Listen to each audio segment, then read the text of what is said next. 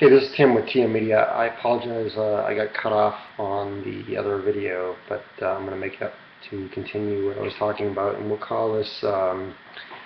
call this part three.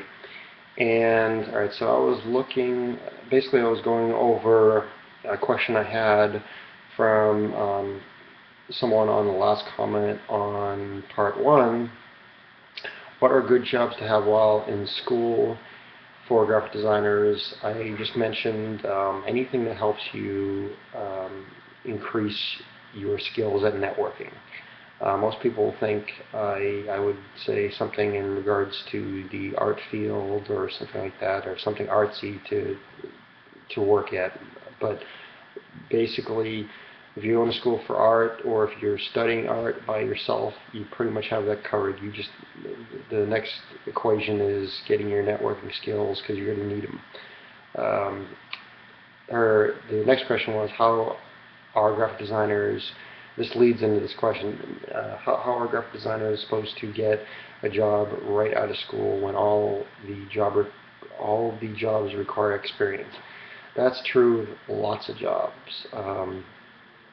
I went to school for computer networking, and I didn't like what I was doing, number one.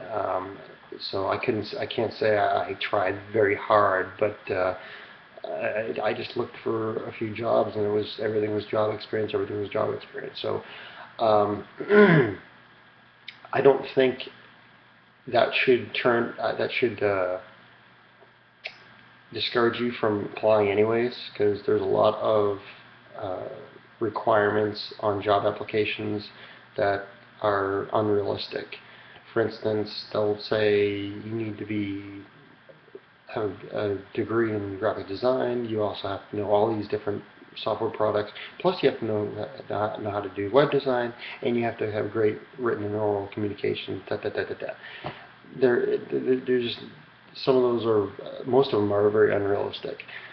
Chances are you could have about 30% to 50% of the qualifications on there. Um, I would just submit a application anyways.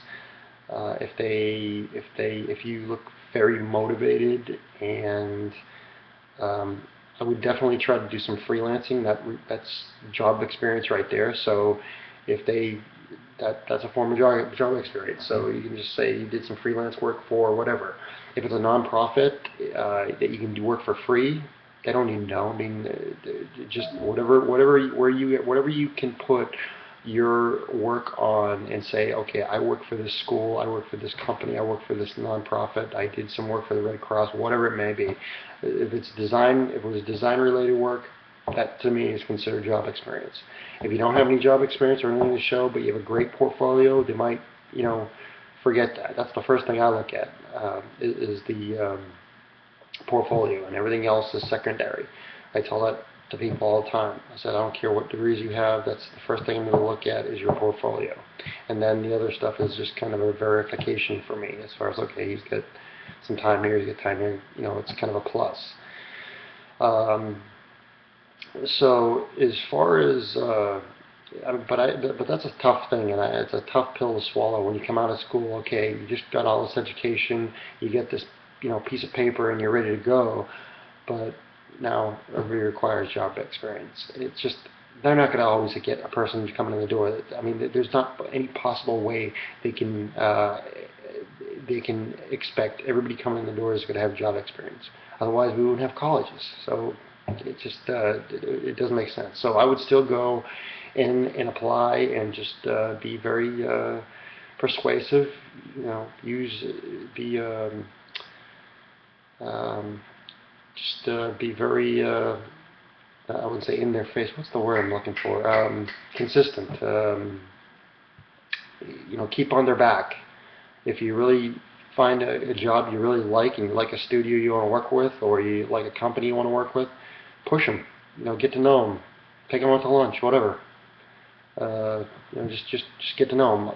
Bottom line, when you deal with the interviews, there's like a huge, there's about over 50% of it is, does the person like you?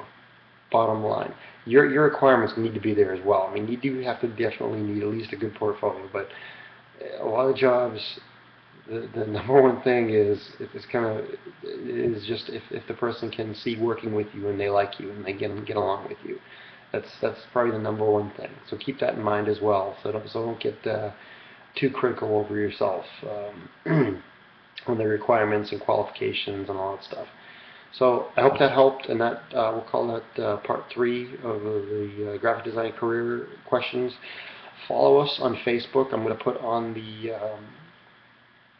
link in the description. Please follow us on Facebook. I want to just start using our Facebook page more. It's been kind of dormant, so I want to get more people on it and interact, and that way I can get some more questions and all that stuff and produce more videos. Any comments, questions, feel free to post. Anything. So thanks very much for listening.